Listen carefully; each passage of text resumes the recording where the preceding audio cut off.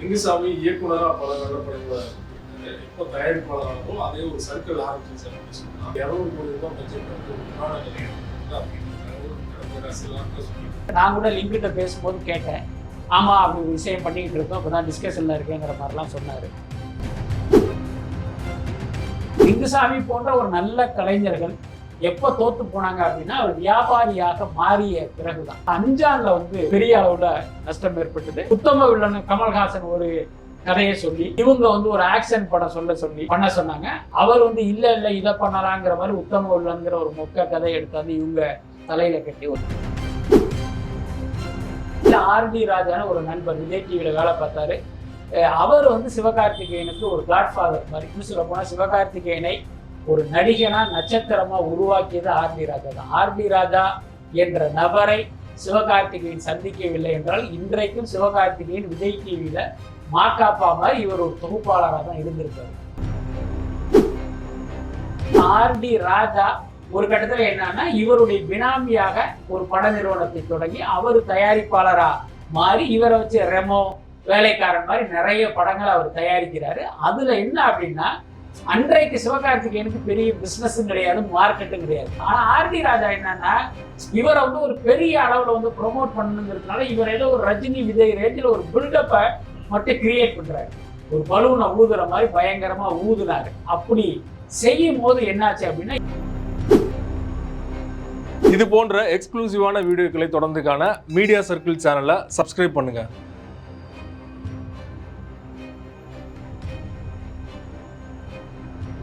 வணக்கம். லிங்குசாமி இயக்குனராக பல நல்ல படங்களை கொடுத்திருக்காரு. இப்போ தயாரிப்பாளரானாலும் அதே ஒரு சர்க்கிள் ஆரம்பிச்சு அப்படின்னு சொல்லலாம்.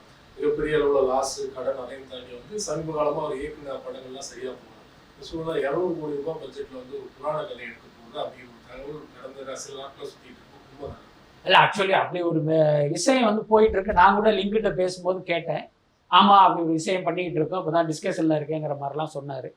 பொதுவாகவே ஒரு சேயிங் ஒன்று இருக்கு. அதாவது பார்த்தீங்கன்னா ஒரு கலைஞன் வியாபாரி ஆகும் போது கலைஞன் தோத்து போயிடுவான் அப்படிங்கிறது ஒரு பிரபலமான வாசகம். அது வந்து பல இடங்கள்ல உண்மையாகி இருக்கு.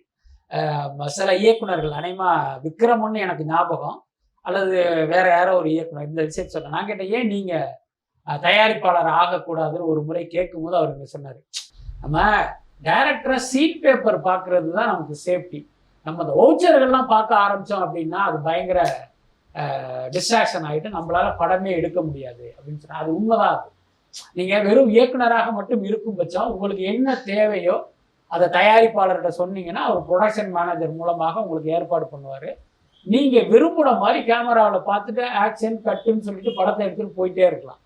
நீங்க தயாரிப்பாளர் ஆயிட்டீங்க என்ன ஆகும் அப்படின்னா ஒன்னுடைய காஸ்ட்டும் உங்களுக்கு தெரியும். இப்போ உதாரணத்துக்கு சொல்றேன், ஒரு பாடல் காட்சி எடுக்கிறோம், அங்க குரூப் டான்சர் இருக்காங்க. இவர் வெறும் டைரக்டராக இருக்கும் பட்சம் என்ன பண்ணுவார் அப்படின்னா எனக்கு வந்து கேர்ள்ஸ்ல வந்து ஒரு 25 பேர், பாய்ஸ்ல ஒரு 25 பேர், அப்படி கண்ணு கட்டின தூரம் வரைக்கும் அவங்க ஆடணும், சென்டர் ஃபிகரா ஹீரோயின் இருப்பாங்க அப்படின்னு இவர் சொல்லிடுவார். அதே மாதிரி எடுத்துடுவாரு. ஆனா இவரே தயாரிப்பாளராக இருக்கும் பட்சம் இங்க 25 அங்க 25 பேர். அப்போ ஒரு பாய்ஸுக்கு 5000 சம்பளம், கேர்ளுக்கு வந்து 5000 சம்பளம். இப்ப 50 பேர் இன்ட்டு 5000 கணக்கு போட்டாருன்னா கடைசியில் என்ன பண்ணுவாங்கன்னா எதுக்கு 25 பேர், ஒரு 5 பேரை நிறுத்துங்களேன்னு வந்து நிறுத்துவார். இது வந்து உண்மையிலேயே நடந்தது. எப்படின்னா இப்ப நான் வந்து ஒரு பத்திரிகையாளர், நான் பத்திரிகையாளனா இத்தனை காலமா படம் பார்த்ததுங்கிறது வேறு. அதுக்கப்புறம் நம்ம நண்பர் ரியாஸ் ஒரு படம் எடுத்தாரு, தத்தீத்தாவது மனசு. அதுல நான் கோ ப்ரொடியூசரா அந்த ப்ரொடக்ஷன் மொத்தத்தையும் பார்த்துக்கிட்டேன். அப்ப எனக்கு அதனுடைய சினிமாவுடைய நூக்கன் கார்னர் எல்லாமே தெரிஞ்சுது. அதுக்கப்புறம் நான் படம் பார்க்கும்போது என்னால பத்திரிகையாளனாவே படம் பார்க்க முடியல. இப்போ ஒரு சாங் ஓடிக்கிட்டு இருக்கோம், திடீர்னு அப்படி பார்ப்பேன், இங்க பாத்தீங்கன்னா 15 கேர்ள்ஸ் இருக்காங்க, 15 பாய்ஸ் இருக்காங்க, 30. அப்போ பார்த்தீங்கன்னா சம்பளம் வந்து கிட்டத்தட்ட ஒரு 1000 ரூபான்னு எனக்கு ஞாபகம். அப்போ டக்குன்னு என் மைண்டு கணக்கு போடும். அப்போ இந்த கேர்ள்ஸுக்கு 1000 15 பேர் 5000, இவங்களுக்கு 5000 30,000. இந்த சாங் வந்து 4 நாள் எடுத்திருப்பாங்க, நம்ம 12 1,20,000. இந்த பாட்டு ஓடும் போது பார்த்தீங்கன்னா எனக்கு இந்த கணக்கு ஓடிக்கிட்டே இருக்கும். இந்த பாட்டு ஐயோ 4 லொக்கேஷன்ல எடுத்திருக்காங்களா, அப்போ இங்கே 4 நாள் அங்கே 4 நாள், அப்போ மொத்தம் 12 நாளுன்ட்டு என் மைண்டு அப்படியே கணக்கு போட்டுக்கிட்டே இருக்கும். அதுக்குள்ள பாட்டு முடிஞ்சிடும். அது பார்த்தீங்கன்னா ஒரு சூப்பர் பாட்டாக இருக்கும். அதை நம்மளால ரசிச்சிருக்கவே முடியாது. ஸோ இந்த சிக்கல் வந்து நீங்கள் தயாரிப்பாளர் ஆகும்போது இந்த இயக்குநர்களுக்கு இருக்கு. அப்போ நீங்கள் யோசிச்சு பாருங்க, எப்படி வந்து ஒரு கலைஞனா அவங்களால சிந்திக்க முடியும். லிங்குசாமி போன்ற ஒரு நல்ல கலைஞர்கள் எப்போ தோத்து போனாங்க அப்படின்னா அவர் வியாபாரியாக மாறிய பிறகுதான். அதுல எனக்கு ரொம்ப பர்சனலான ரொம்ப வருத்தம் என்னன்னா, லிங்குசாமியெல்லாம் பார்த்தீங்கன்னா நல்ல ஒரு திறமையான இயக்குனர், நல்ல சிந்தனையாளர், இவ்வளவு சீக்கிரம் அவர் தயாரிப்பாளர் ஆகி இருக்கணுமா அப்படிங்கிறது நமக்கெல்லாம் கொஞ்சம் கஷ்டம் தான். அதுதான் அவருடைய வீழ்ச்சிக்கே காரணமா இருந்தது. இன்றைக்கு அதிலிருந்து மீண்டு அவர் வர்றாரு அப்படிங்கிறது நமக்கு ஒரு மகிழ்ச்சியான விஷயம் தான். பட் அது பார்த்தீங்கன்னா ஒரு மித்தாலஜிக்கல் அப்படிங்கிறது தான் நமக்கு ஒரு சின்ன நெருடலை கொடுக்குது. பட் எல்லாத்தையும் மீறி தயாரிப்பாளர் விரும்புகிறார், அதை எடுத்து கொடுக்குற இயக்குனரா அவர் ஒர்க் பண்றார், அதனால ஒன்றும் பெரிய பிரச்சனை இல்லைன்னு எடுத்துக்க வேண்டியதுதான். மிகப்பெரிய லாஸ் ஆயிடுச்சு அவருக்கு, அதுல மீண்டு வந்துட்டாரு. இல்ல ஆக்சுவலி அவருக்கு லாஸ் ஆனது பாத்தீங்கன்னா ஒரே நேரத்தில் 2-3 படங்கள்ல நடந்தது. ஒண்ணு வந்து உத்தம வில்லன், இன்னொன்னு பாத்தீங்கன்னா அஞ்சா. சேம் சைடு இந்த ரஜினி முருகன் ஒரு படம், அது வந்து வணிக ரீதியா மிகப்பெரிய வெற்றி படம். ஆக்சுவலி பாத்தீங்கன்னா அந்த படம் வந்து அந்த ப்ரொடக்ஷன் அப்பதான் அந்த சிவகார்த்திகேயன் கூடுதல் சம்பளம் கேட்டு இந்த மாதிரி நிறைய பஞ்சாயத்தெல்லாம் நடந்ததுல அதுல ஒரு பயங்கர சிக்கல்லாம் இருந்தது.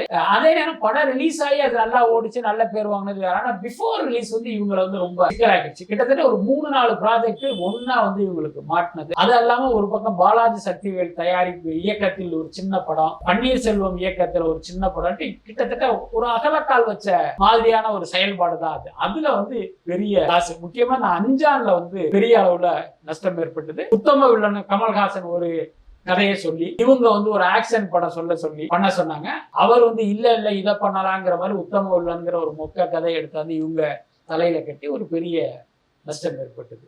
ஒரு இயக்குனராக இருக்கும்போது பெரிய வெற்றியை கொடுத்தவர், அதுக்கப்புறம் தயாரிப்பாளர் சாதிக்கிறது. லிங்குசாமி மாதிரி தான் கௌதம் வாசுதேவன் அதே தான் தயாரிப்பாளர் அறிய நல்ல படங்கள் கொடுக்க முடியல.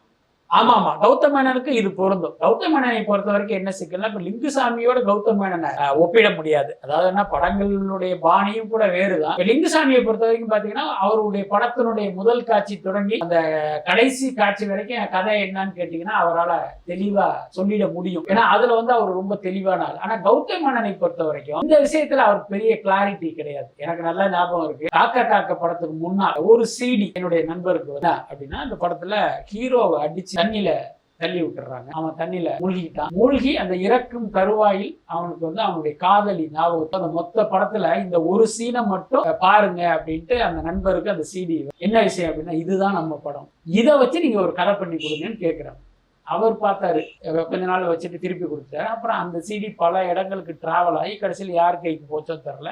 அதிலிருந்து உருவானதுதான் காக்க படத்துல பாத்தீங்கன்னா இப்படி ஒரு காட்சி இருக்கு. ஆமா, இந்த மாதிரி பாத்தீங்கன்னா ஏதோ ஒரு பொறியை மட்டுமே வச்சுக்கிட்டு இவர் படம் எடுக்க கிளம்பிடுவார். என்ன இருந்தாலும் ஒரு படமே எடுத்தாச்சு, முக்காவாசி முடிஞ்சிருச்சு, ரத்னம் துடிக்கிறாரு படத்தை முடிச்சு ரிலீஸ் பண்ணணும்னு. இவர் வேகமான இருக்காரு. என்னன்னா கிளைமாக்ஸ் என்னன்னு எனக்கு தெரியல, இந்த படத்தை எப்படி முடிக்கிறதுனே தெரியல அப்படின்னு கௌதம் மேனன் சொன்னார். அவர் கடுப்பா இவர் இடத்துல இவரை கேட்காம ரிலீஸ் டேட் ஆகணும்னு சொன்னார். அதுக்கப்புறம் ஒரு நாள் ஷூட்டிங்கை பிளான் பண்ணிட்டு அங்க வந்து இவர் கிளைமாக்ஸ் என்னன்னு முடிவு பண்ணி அந்த படத்தை எடுத்து. இந்த மாதிரி ஸ்கிரிப்ட்ல வந்து இவர் பிளானும் கிடையாது, ஒண்ணுமே. அதனாலதான் சூர்யா கூட இவர் வந்து ஒரு கட்டத்துல இவருடைய டைரக்ஷன்ல நடிக்கவே மாட்டேன் அப்படின்லாம் இவர் அனுப்பிச்சு விட்டாரு. நீங்க தயாரிப்பாளர் நடிக்க மாட்டாரு, தயாரிப்பாளரை மட்டும் இல்ல இவருடைய இயக்கத்திலேயே நடிக்க மாட்டேன்னு அறிக்கையே விட்டார். அந்த அறிக்கையெல்லாம் என்கிட்டே வச்சிருக்கேன் நல்லா. ஆமா, அந்த மாதிரி ஒரு இயக்குனர் இவர். இதோட சேர்ந்து இவர் என்ன பண்றாரு அப்படின்னா, தயாரிப்பாளர்கள் நல்லா சம்பாதிக்கிறாங்கன்னு ஒரு எண்ணம் வந்து இவரே தயாரிப்பாளரா மாறினாரு. இப்ப அவருடைய ஃப்ரெண்டு வெங்கட்னு ஒருத்தர், அப்புறம் ரேஷ்மான்னு அவருடைய தோழி ஒருத்தவங்க, இவங்களை எல்லா,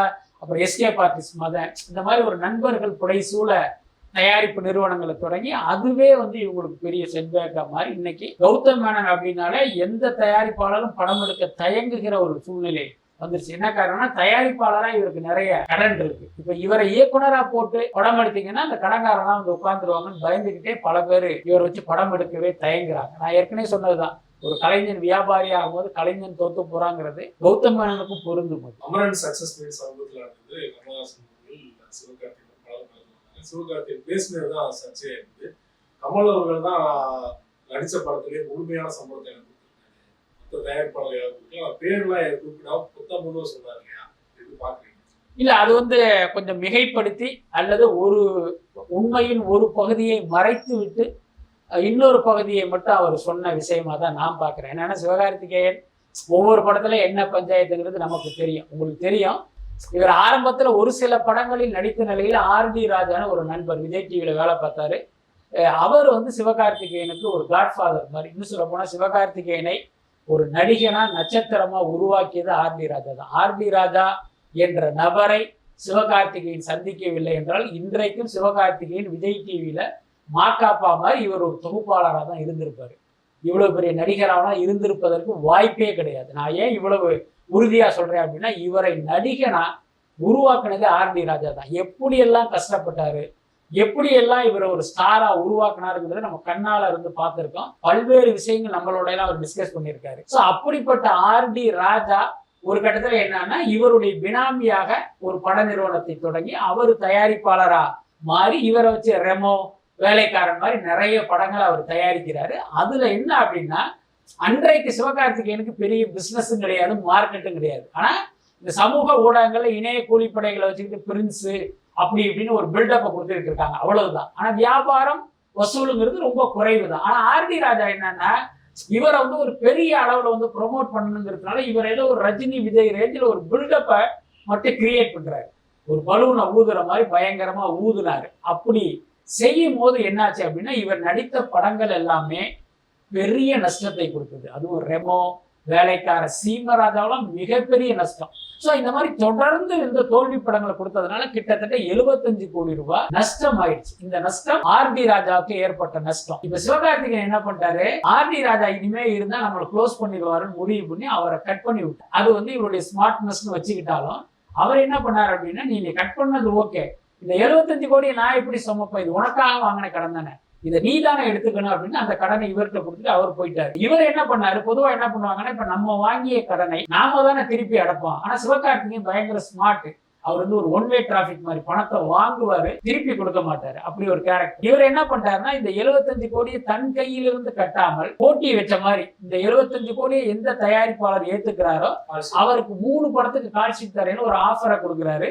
இந்த சதி வலையில சிக்கினவர் தான் கேஜேஆர் ராஜேஷ், நயன்தாராவுடைய மேனேஜர் கம் ஆடி. அவர் இந்த அறம் மாதிரி சில படங்கள்லாம் எடுத்தாரு. ஒரு தயாரிப்பாளர், ஒரு பேனரா அப்படி உருவாகிட்டு வர்றாரு. இப்ப இங்க இப்படி ஒரு பஞ்சாயத்து நடக்கும்போது நான் அந்த 75 கோடியை ஏத்துக்கிறேன்ட்டு அங்க போய் இவரை வச்சு மாவீரன், ஹீரோ, மாவீரன் கிடையாது, ஹீரோ, மிஸ்டர் லோக்கல் கிடையாது, இன்னொரு 2 படம் எடுக்கிறாரு. அந்த படங்கள் பிளாப் ஆகி இந்த 75 கோடியோட இன்னொரு 26 கோடி ரூபாய் கடன் ஏறி, இப்ப கடன் சும்மா ஏறிக்கிட்டே போகும்போது கடன் கொடுத்தவங்க என்ன பண்ணுவாங்க, இவர்கிட்ட தானே கேட்பாங்க.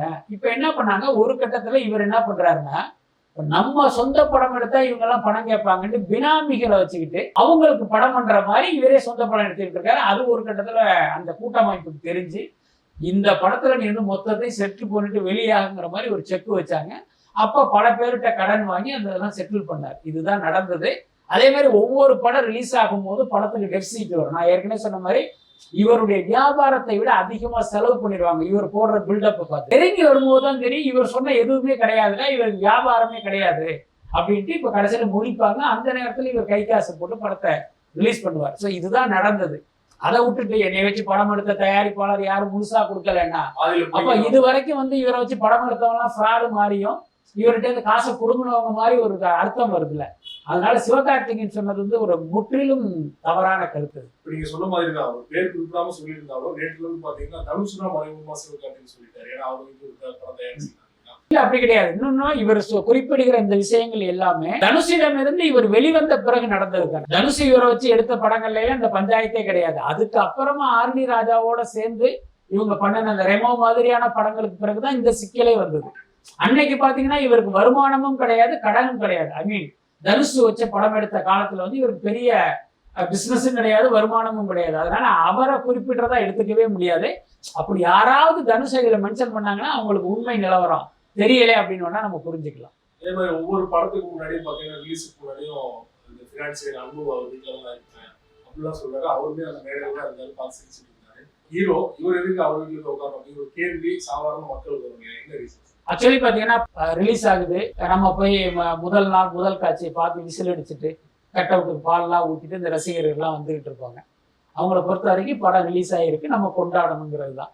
ஆனா அதுக்கு முதல் நாள் அந்த தயாரிப்பாளர் எவ்வளவு கஷ்டப்பட்டு அந்த படத்தை திரைக்கு கொண்டு வந்தாருங்கிறது நிறைய பேருக்கு தெரியாது. அதுதான் இவர் குறிப்பிட்டது. உதாரணத்துக்கு இப்போ ஒரு படம் ரிலீஸ் ஆகுது, படம் பேர் வேணாம், ஏதோ ஒரு படம் ரிலீஸ் ஆகுது அப்படின்னா அந்த படம் ரிலீஸ் ஆகிற அன்னைக்கு அந்த தயாரிப்பாளர் ஒரு 50 கோடி ரூபாவை அந்த ஃபைனான்சியருக்கு செட்டில் பண்ணாதான் அவர் வந்து என்ஓசி கொடுப்பாரு, படம் வந்து ரிலீஸ் ஆகும். இது நிலைமை. இப்போ இவருக்கு வர வேண்டிய பணம் இருக்குல்ல, அது பார்த்தீங்கன்னா ஒரு 60 கோடியா இருக்கும். இப்போ தயாரிப்பாளர் என்ன பண்ணுவாரு, நாளைக்கு நைட்டு நமக்கு 60 கோடி ரூபா பணம் வரணும், 50 கோடி ரூபா நம்ம செட்டில் பண்ணணும், பாக்கி 10 கோடி ரூபா நம்ம வீட்டில் எடுத்துட்டு போயிட்டு ஜம்முன்னு வச்சு பூட்டிட்டு மல்லாக்கப்படுத்துக்கலாங்கிற ஒரு கனவுல இருப்பாரு. இப்போ அந்த ஒன் ஃபைன் டே அந்த ரிலீஸ் அன்னைக்கு என்ன ஆகும்னா, இந்த 60 கோடி இவருக்கு வரும்னு சொன்ன தெரியுமா, அதுல பல பேர் 5 கோடி கொடுக்குறவன் 2 கோடி எடுத்துட்டு வருவான், 10 கோடி கொடுக்குறவன் 5 கோடி எடுத்துட்டு வருவான். மொத்தத்துல 60 கோடி வர வேண்டிய இடத்துல 30 கோடி ரூபா பணம் தான் எடுத்துட்டு வந்து நிற்பாங்க. பாக்கி 30 கோடி சார் ரிலீஸுக்கு அப்புறம் தரேன்னு சொல்லுவாங்க. இப்போ இவர் என்ன பண்ணுவாரு, ஆல்ரெடி 50 கோடி கொடுத்தா தான் படமே ரிலீஸ் ஆகும். இந்த கட்டத்துல என்ன நடக்கும் அப்படின்னா, அந்த 30 கோடியை வாங்கி உள்ள போட்டுட்டு இந்த 20 கோடியை அன்னைக்கு ராத்திரி 2 மணி நேரம் 3 மணி நேரத்துல புரட்டுறதுக்கு அலைவாங்க. தயாரிப்பாளர் ஒரு பக்கம் அலைவாரு, இயக்குனர் அலைவாரு, ஹீரோ அலைவாரு. இவங்க யாருக்குமே பணம் கிடைக்காது. என்ன காரணம்னா, படம் எடுக்கிற வரைக்கும் தான் இவர் தயாரிப்பாளர். நாளைக்கு இந்த படம் ரிலீஸ் ஆயிடுச்சுன்னா இவர் யாருன்னே தெரியாது. ஆனா ஹீரோங்கிறவர் தொடர்ந்து சினிமாவில் இருப்பாரு. என்ன அப்ப அந்த ஃபைனான்சியர் என்ன பண்ணுவாங்கன்னா, உன்னை நம்பி நான் தரமாட்டேன், அந்த ஹீரோவை கையெழுத்து போட சொல்லு, பணம் தர்றேன் அப்படிங்கும் போது இந்த தயாரிப்பாளர் ஹீரோட்ட போய், சார் நம்ம மீண்டும் ஒரு படம் பண்ணுவோம் சார், அதுக்கு வந்து ஃபைனான்ஸ் ஆகிறதுக்கு ரெடியா இருக்காங்க, நீங்க ஒரு கையெழுத்து போட்டா போதும். இப்ப யாருன்னா மதுரை அன்பு. அவர்கிட்ட தான் நீங்க எந்த நேரத்திலும் எத்தனை கோடி வேணாலும் கேஷ் கிடைக்கும். ஏன்னா அப்படி ஒரு வல்லமை படைத்த ஃபைனான்சியர் அவரு. அதனால எல்லா ஹீரோக்களுமே நேரம் மதுரை அன்பு வீட்டு கதவை போய் தட்டுவாங்க. அது ராத்திரி எத்தனை மணி நேரமா இருந்தாலும் சரி. அவரும் என்ன பண்ணுவாருன்னா, எல்லாத்துலயும் கையெழுத்து வாங்கிட்டு எங்க என்ஓசி தரணுமோ அவங்களுக்கு போனை போட்டு இந்த 20 கோடி பேலன்ஸை காலையில நான் கொடுத்துட்றேன், படத்தை ரிலீஸ் பண்ணுங்கன்னு அவர் சொல்லுவார். அதனாலதான் வந்து அந்த தான் அவர் சொன்னது. இது மாதிரி எல்லா ஹீரோக்களுமே மதுரை அன்பு வீட்டுல போய் வெயிட் பண்றது, அவர் இதே மாதிரி கடன் கொடுக்கறதுங்கிறது காலங்காலமா நடந்துகிட்டு தான் இருக்கு. ரொம்ப நன்றி சார். சினிமா தொடர்பான பல்வேறு அப்டேட்கள் கொடுத்தீங்க. நன்றி.